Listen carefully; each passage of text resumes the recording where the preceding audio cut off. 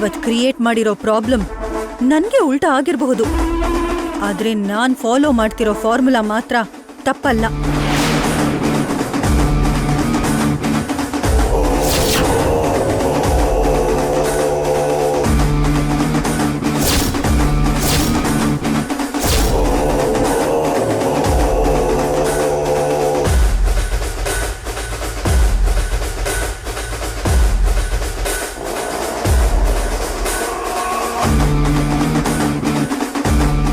ಮನೀಷಾ, ನೀನ್ ಮಾಡಿರೋ ಪ್ರಾಬ್ಲಮ್ಮ?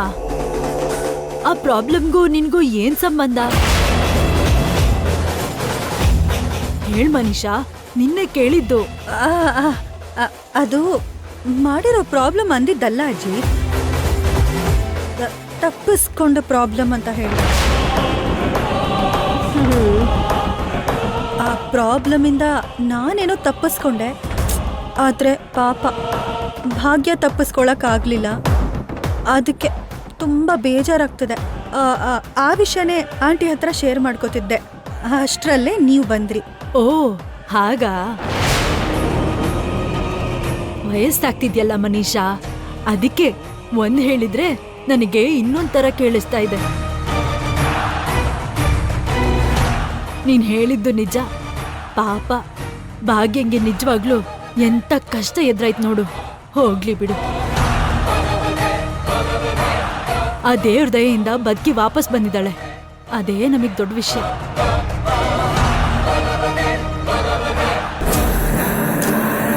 ಅಜ್ಜಿ ಎಲ್ಲ ಕೇಳಿಸ್ಕೊಂಡ್ಬಿಟ್ರೇನೋ ಅಂತ ಒಂದ್ ಕ್ಷಣ ಎದೆ ಬಡಿತ ನಿಂತಾಗೋಯ್ತು ಆಂಟಿ. ಅದಕ್ಕೆ ಹೇಳೋದು, ಆ ವಯಸ್ಸಿಂದ ಮಾತಾಡುವಾಗ್ಲೂ ಕೂಡ ಯೋಚನೆ ಮಾಡಿ ಮಾತಾಡ್ಬೇಕು. ಒಳಗಿರೋದೆಲ್ಲ ಹೇಳ್ಬೇಕಾದ್ರೆ ಹಿಂದೆ ಮುಂದೆ ನೋಡ್ಕೊಂಡ್ ಮಾತಾಡ್ಬೇಕು. ಇವಾಗೆಲ್ಲ ಅರ್ಥ ಆಯ್ತು ಆಂಟಿ. ಆದ್ರೆ ಒಂದ್ ಮಾತ್ರ ನಿಜ, ಯಾವ್ದೇನೇ ಆದ್ರೂ, ಯಾರ ಮನ್ಸ್ ಹೇಗೆ ಬದ್ಲಾದ್ರೂ ಕೂಡ ಅರವಿಂದ ಆಂಟಿ ಮಾತ್ರ ಬದ್ಲಾಗ್ಬಾರ್ದು. ಭಾಗ್ಯ ಕಡೆಗೆ ಅವ್ರ ಮನ್ಸು ಸಾಫ್ಟ್ ಆಗೋದಕ್ಕೆ ಬಿಡ್ಲೇಬಾರ್ದು. ಅದಕ್ಕೆ ಸರಿಯಾಗಿ ನಾವ್ ಮಾಡೋ ಪ್ರತಿ ಕೆಲ್ಸ ಪ್ಲಾನ್ ಮಾಡ್ಬೇಕು. ಪ್ಲೀಸ್ ಸಾಕು ಅಕ್ಕ, ಸ್ವಲ್ಪ ತಿನ್ನು.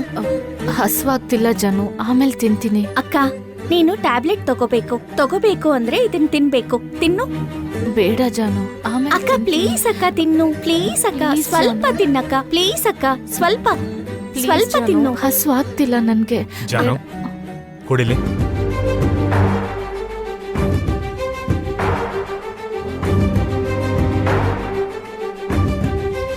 ಭಾಗ್ಯ, ಮೊದಲೇ ನಿನಗೆ ಸುಸ್ತಾಗಿದೆ, ತಿಂದೇ ಇದ್ರೆ ಇನ್ನೂ ಸುಸ್ತಾಗುತ್ತೆ. ತಿನ್ಬೇಕು ಅಂತ ಅನ್ನಿಸ್ದೇ ಇದ್ರೂ ಈ ಟೈಮಲ್ಲಿ ತಿನ್ಬೇಕು. ಅರ್ಥ ಆಯ್ತಾ?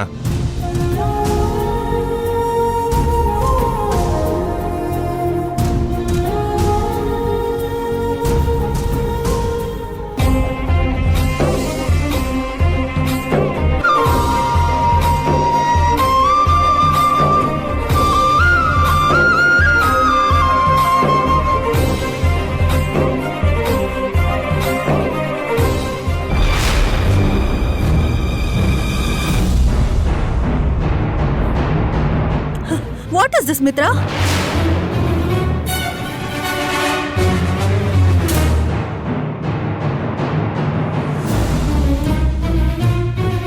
ವಾಟ್ ಇಸ್ ದಿಸ್ ಅಂದ್ರೆ ಏನ್ ವಿಷಯ? ನಿನ್ ಭಾಗ್ಯಂಗ್ ಅಷ್ಟು ಪ್ರೀತಿಯಿಂದ ಅಷ್ಟು ಕಾಳಜಿ ತೋರಿಸ್ಕೊಂಡು ತಿನ್ಸೋ ಅಗತ್ಯ ಇಲ್ಲ.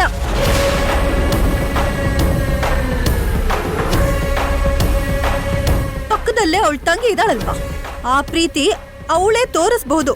ಮನೀಷಾ, ಈ ಮನೇಲಿ ಇಂಥ ಪರಿಸ್ಥಿತಿಲಿ ಯಾರೇ ಇದ್ರೂ ನಾನು ಹೀಗೆ ಮಾಡ್ತಿದ್ದೆ.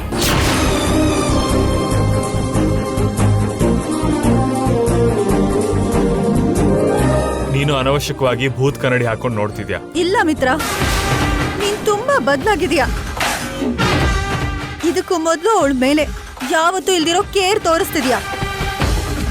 ಇದಕ್ಕೂ ಮುಂಚೆ ಯಾವತ್ತೂ ಇಲ್ದಿರೋ ರೆಸ್ಪಾನ್ಸಿಬಿಲಿಟಿ ತಗೋತಿದ್ಯಾ. ಇದೆಲ್ಲ ಏನು? ಸ್ವಲ್ಪ ದಿವಸದಲ್ಲೇ ಹೋಗೋ ಇವಳ ಮೇಲೆ ಇಷ್ಟ ಎಮೋಷನ್ಸ್ ನಿನಗ್ ಬೇಕಾ? Manisha, stop it.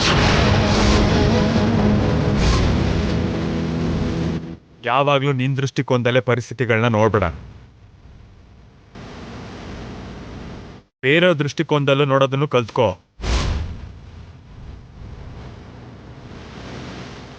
ಪರಿಸ್ಥಿತಿನ ಅರ್ಥ ಮಾಡ್ಕೊಳ್ಳೋ ಅಭ್ಯಾಸ ಮಾಡ್ಕೋ. ಅದನ್ ಬಿಟ್ಟು ಯಾವಾಗ್ಲೂ ಪರಿಸ್ಥಿತಿ ನಿನ್ ಪರವಾಗೇ ಇರಬೇಕು ಅಂತ ಅನ್ಕೋಬೇಡ. ಅದ್ ಹಾಗಲ್ಲ ಮಿತ್ರ. ಮನುಷ್ಯ ಪ್ಲೀಸ್ ನೀನೀಗ ಇಲ್ಲಿಂದ ಹೋಗ್ತ್ಯಾ?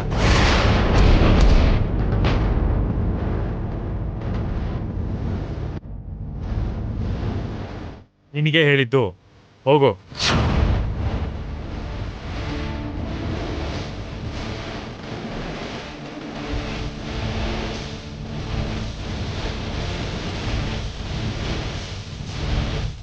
ಭಾಗ್ಯ, ಅದನ್ನೆಲ್ಲ ತಲೆಗೆ ಹಾಕೋಬೇಡ. ತಿನ್ನು.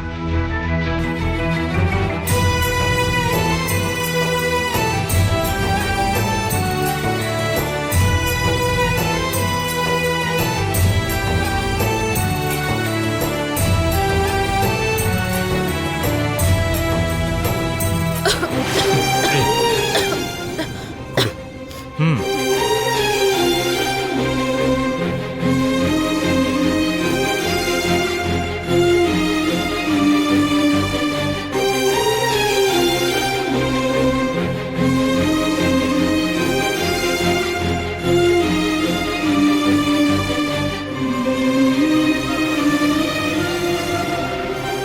ಆರಾಮಾಗಿ ತಿನ್ನು ಭಾಗ್ಯ.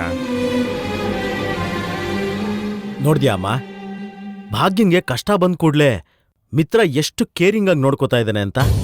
ಹೌದು ಕಣು, ನಾನೊಂದು ಹೊಸ ಮಿತ್ರನ ನೋಡ್ತಾ ಇದ್ದೀನಿ. ಮಿತ್ರಂಗೆ ಭಾಗ್ಯನ ಮೇಲೆ ಪ್ರೀತಿ ಇದೆ, ಹಾಗಾಗಿ ಅದು ಆಚೆ ಬರೋದಕ್ಕೆ ಸ್ವಲ್ಪ ಟೈಮ್ ಹಿಡಿಯುತ್ತೆ. ಬೀಜ ಹಾಕಿದ್ಮೇಲೆ ಗಿಡ ಬೆಳೆಯೋಕೆ ಸಮಯ ಆಗತ್ತಲ್ವಾ? ಇದು ಕೂಡ ಹಾಗೆ. ಅವರಿಬ್ರು ಮಧ್ಯ ಅಭಿಮಾನ ಅನ್ನೋ ಬೀಜ ಯಾವತ್ತೂ ಬಿತ್ತಿತ್ತು.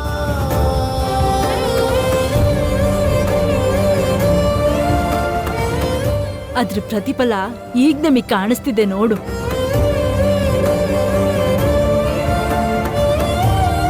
ಹೋಗ್ಲಿ ಬಿಡಮ್ಮ, ಇವರಿಬ್ರು ಹೀಗೆ ನೋಡ್ತಾ ಇದ್ರೆ ನನಗೆ ತುಂಬಾ ಸಂತೋಷ ಆಗ್ತಾ ಇದೆಯಮ್ಮ. ಇದೇ ಅನ್ಯೋನ್ಯತೆ ಯಾವಾಗ್ಲೂ ಇರಬೇಕು ಅಂತ ಮನಸಾರೆ ಬೇಡ್ಕೋತಾ ಇದ್ದೀನಿ. ನಮ್ ದೃಷ್ಟಿನೇ ಆಗೋ ಹಾಗಿದೆ. ನಡಿ ಹೋಗೋಣ.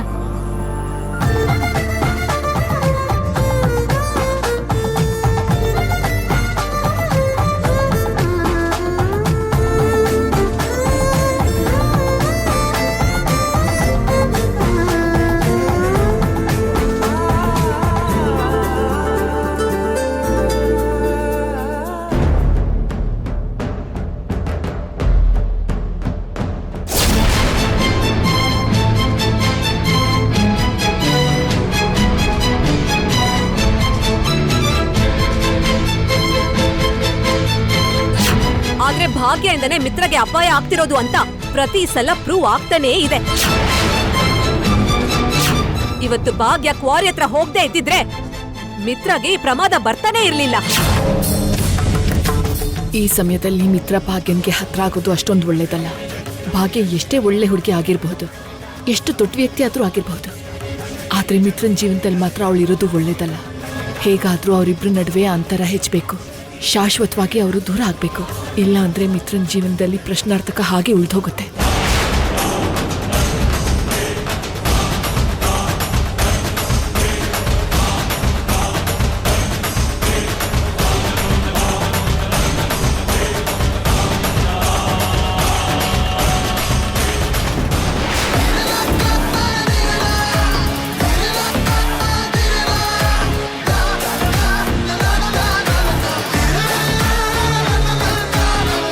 ಮನೀಷಾ, ಏನಾಯ್ತು? ಯಾಕಾಗ ಓಡಾಡ್ತಿದ್ಯಾ?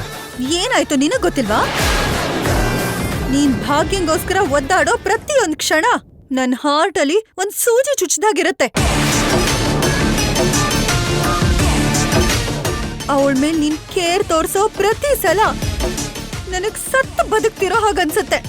ಮನೀಷಾ, ಭಾಗ್ಯ ಪರಿಸ್ಥಿತಿ ಗೊತ್ತಿದ್ರು ನೀನ್ ಹೀಗೆಲ್ಲ ಮಾತಾಡೋದು ಸರಿಯಲ್ಲ. ಪರಿಸ್ಥಿತಿನ? ಏನ್ ಪರಿಸ್ಥಿತಿ? ಅವಳಿಗೆ ಅಂತದ್ ಏನಾಗಿದೆ?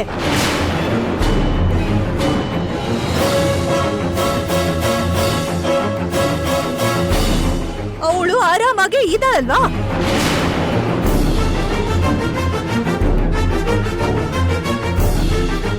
ಅವಳು ಸತ್ತು ಬದುಕ್ ಬಂದಿದ್ದಾಳೆ. ನನಗೋಸ್ಕರ ಸಾವಿನ ತನಕ ಹೋಗಿದ್ಲು.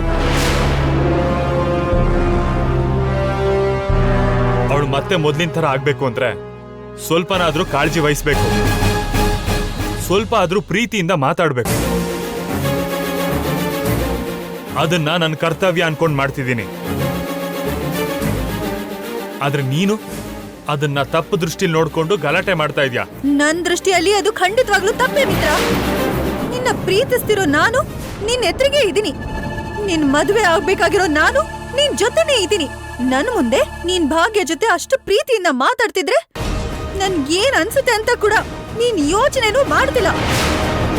ಅಷ್ಟಕ್ಕೂ ಭಾಗ್ಯ ಮೇಲೆ ಅಷ್ಟು ಕೇರ್ ತೋರಿಸೋ ಅವಶ್ಯಕತೆ ನಿನಗೇನಿದೆ?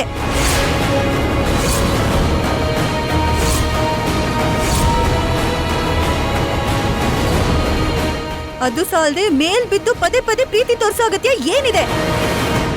ಯಾಕಂದ್ರೆ ಅವಳು ನನ್ನ ಹೆಂಡತಿ ಆಗಿರೋದ್ರಿಂದ.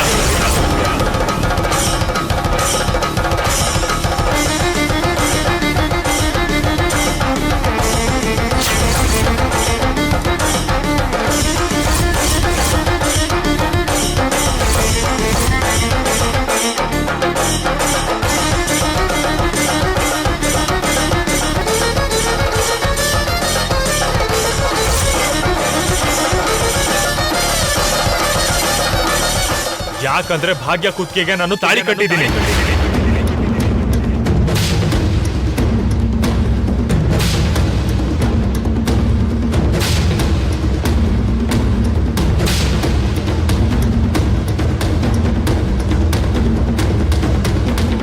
ಯಾಕಂದ್ರೆ ಭಾಗ್ಯ ಈ ಮನೆ ಸೊಸೆ ಆಗಿರೋದ್ರಿಂದ.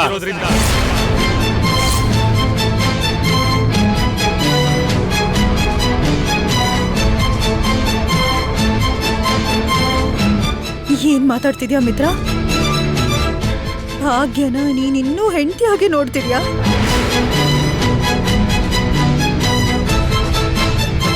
ನಿನ್ ಲೈಫ್ ಪಾರ್ಟ್ನರ್ ಅನ್ಕೊಂಡಿದ್ಯಾ?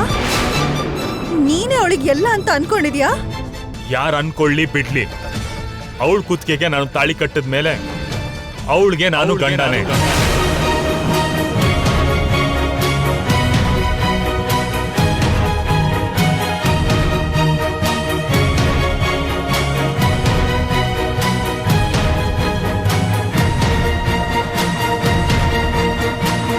ಅವಳನ್ನ ನೋಡ್ಕೊಳ್ಳೋ ಜವಾಬ್ದಾರಿ ನನ್ನ ಮೇಲಿದೆ.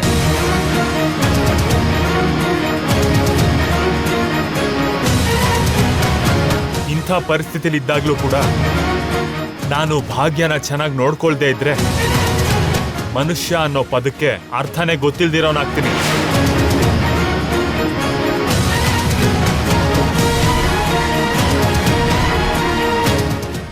ಮಿತ್ರ, ನೀನೇ ಲೋಕ ಅನ್ಕೊಂಡು, ನೀನ್ ಬಿಟ್ರೆ ತನ್ಗೆ ಬೇರೆ ಯಾರು ಬೇಡ ಅನ್ಕೊಂಡು ನಿನ್ಗೋಸ್ಕರ ಬದುಕ್ತಿರೋ ಮನುಷ್ಯಾಗ ನೀನ್ ಹೀಗೆಲ್ಲ ಮಾತಾಡೋದು?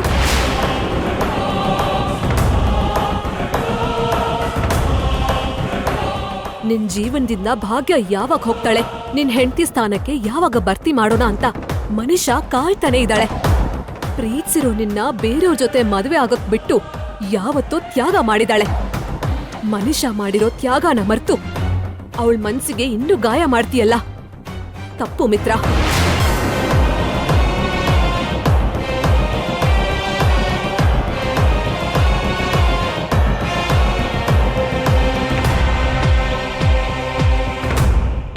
ಅವನ್ ಹೆಂಡತಿನ ಅವ್ನು ನೋಡ್ಕೊಳ್ಳೋದು ತಪ್ಪ ಕಾಣಿಸ್ತಿದ್ಯಾ? ಅವನನ್ನ ನಂಬಿ ಬಂದಿರೋ ಹುಡುಗಿ ಕಷ್ಟದಲ್ಲಿದ್ದಾಗ ಅವನ್ ಜೊತೆನಲ್ಲಿರೋದು ನಿನಗ್ ತಪ್ಪಾಗಿ ಕಾಣಿಸ್ತಾ ಇದ್ಯಾ?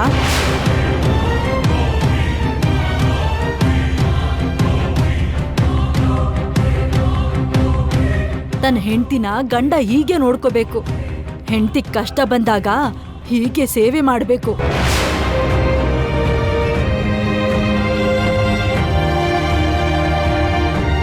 ಗಂಡ ಆದವನು ಜವಾಬ್ದಾರಿಯಿಂದ ಏನ್ ಮಾಡ್ಬೇಕೋ ಮಿತ್ರ ಅದೇ ಮಾಡ್ತಿರೋದು.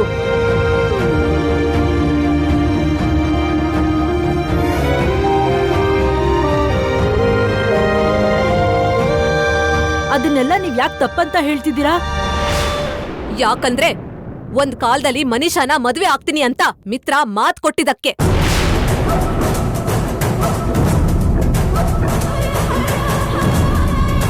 ಆ ಮಾತನ್ನ ಮಿತ್ರ ಉಳಿಸ್ಬೇಕು ಅಂತ.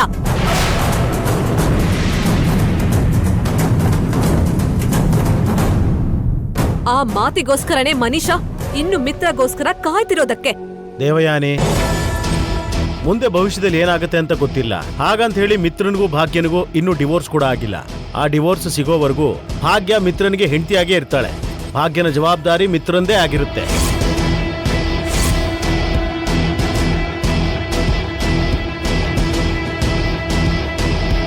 ಈ ವಿಷಯದ ಬಗ್ಗೆ ಹೊಸದಾಗಿ ಚರ್ಚೆಗಳು ವಾದಗಳನ್ನ ಇಡಕ್ ಹೋಗ್ಬೇಡಿ.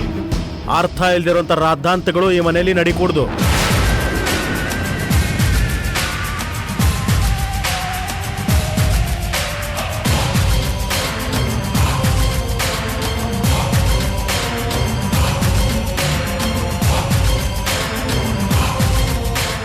ಏನಾಗಿ ನೀವೇನು ಮಾತಾಡ್ತಿಲ್ಲ ಅಂದ್ರೆ ಮಿತ್ರ ಮಾಡ್ತಿರೋದು ಕರೆಕ್ಟೇ ಅಂತ ನೀವು ಅನ್ಕೊಂಡ್ರ?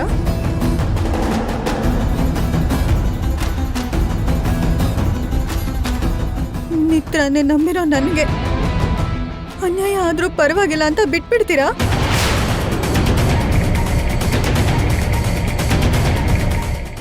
ಮಿತ್ರಗೆ ನೀನ್ ತಪ್ಪು ಮಾಡ್ತಿದ್ಯಾ ಅಂತ ಯಾಕೆ ಹೇಳ್ತಿಲ್ಲ? ಮಿತ್ರ, ಮಾಮ್ ಪ್ಲೀಸ್, ನೀವು ಮಾತಾಡೋ ಮೊದಲು ನಾನು ಮಾತಾಡಬೇಕು.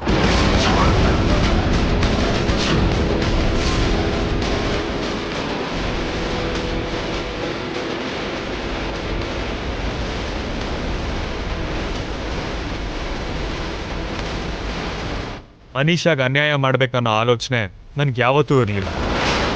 ಈಗಲೂ ಕೂಡ ನಾನು ಆ ಮಾತನ್ನ ಹೇಳಲಿಲ್ಲ. ಆದರೆ ಈಗ ನನಗೆ ಎಷ್ಟೆಲ್ಲ ಮಾಡಿರೋ ಭಾಗ್ಯನ್ನ ಕೇರ್ಲೆಸ್ ಆಗಿ ಬಿಡಕ್ಕಾಗಲ್ಲ.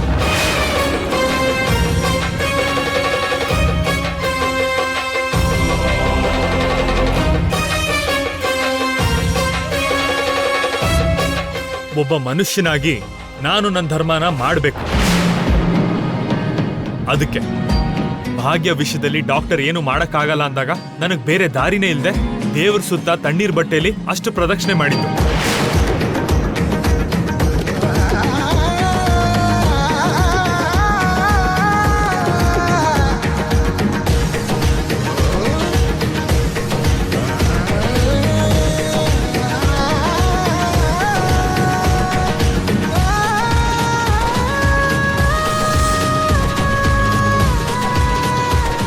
ಇದನ್ನೆಲ್ಲ ಭಾಗ್ಯ ಮೇಲಿರೋ ಕೃತಜ್ಞತೆಗೆ ಮಾಡಿದ್ದೆ ಹೊರತು ಮನೀಷಾಗೆ ಅನ್ಯಾಯ ಮಾಡಬೇಕು ಅನ್ನೋ ಉದ್ದೇಶದಿಂದ ಅಲ್ಲ ಮಾಮ್.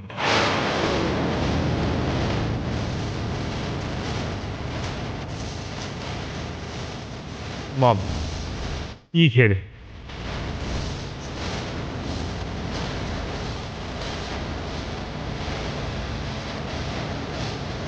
ಮಿತ್ರ, ನೀನ್ ಭಾಗ್ಯಂಗೆ ಸೇವೆ ಮಾಡ್ತಾ ಇರೋದ್ರಲ್ಲಿ ತಪ್ಪಿಲ್ಲ.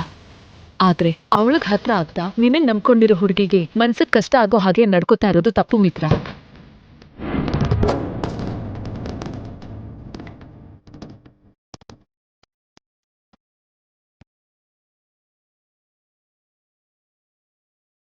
ಮಿತ್ರ, ನೀನು ಮನೀಷನ್ನ ಪ್ರೀತಿಸಿದ್ಯಾ, ಅವಳನ್ನೇ ಮದ್ವೆ ಮಾಡ್ಕೋಬೇಕು ಅನ್ಕೊಂಡಿದ್ದು. ಆದ್ರೆ ಪರಿಸ್ಥಿತಿಗಳ ಪ್ರಭಾವದಿಂದ ಭಾಗ್ಯನ್ನ ಕರ್ಕೊಂಡ್ ಬಂದು ನಿನಗ್ ಮದ್ವೆ ಮಾಡ್ಬೇಕಾಯ್ತು. ನಿನಗ್ ಗಂಡಾಂತರ ಇದೆ ಅಂತ ನಿನ್ಗೇನಾಗ್ಬಿಡತ್ತೋ ಅನ್ನೋ ಭಯದಿಂದ ಅರ್ಜೆಂಟಾಗಿ ಡಿಸಿಷನ್ ತಗೊಳ್ಬೇಕಾಯ್ತು.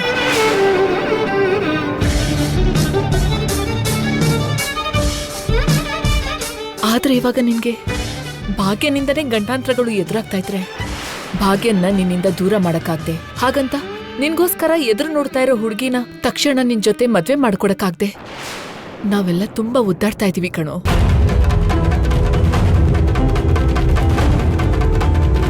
ಈ ಸಮಸ್ಯೆಗಳಿಗೆಲ್ಲ ಯಾವ ಪರಿಹಾರ ಇದ್ರೆ ಸರಿನೋ ನೀನೇ ಯೋಚನೆ ಮಾಡು.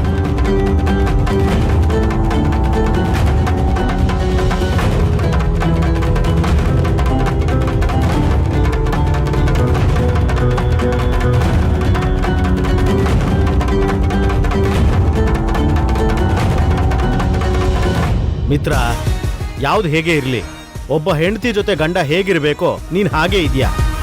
ಅದನ್ನ ಯಾರು ತಪ್ಪು ಅಂತ ಹೇಳೋದಕ್ಕೆ ಸಾಧ್ಯ ಇಲ್ಲ. ನೀನು ತಪ್ಪು ಮಾಡ್ತಾ ಇದೀಯ ಅಂತ ನಿನಗೆ ಬೆಟ್ಟು ತೋರಿಸಿ ಹೇಳೋಂತ ಅಗತ್ಯನೂ ಇಲ್ಲ. ನೀನು ಮಾಡ್ತಿರೋದು ನಿಂಗೆ ತಪ್ಪು ಅಂತ ಅನ್ಸಿಲ್ಲ ಅಂದಮೇಲೆ ಯಾರ ಮಾತಿಗೂ ನೀನು ಗಮನ ಕೊಡೋಕೆ ಹೋಗ್ಬೇಡ.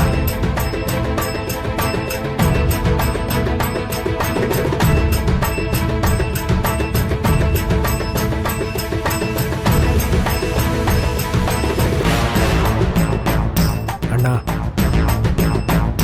ಇದು ರೈಟು ಇದು ರಾಂಗು ಅಂತ ನಾನು ಹೇಳಲ್ಲ, ಆದರೆ ನಿನ್ನ ಮನ್ಸಿಗೆ ಸರಿ ಅನ್ಸಿದ್ದೆ ಮಾಡು ಅಂತ ಸಜೆಸ್ಟ್ ಮಾಡ್ತೀನಿ.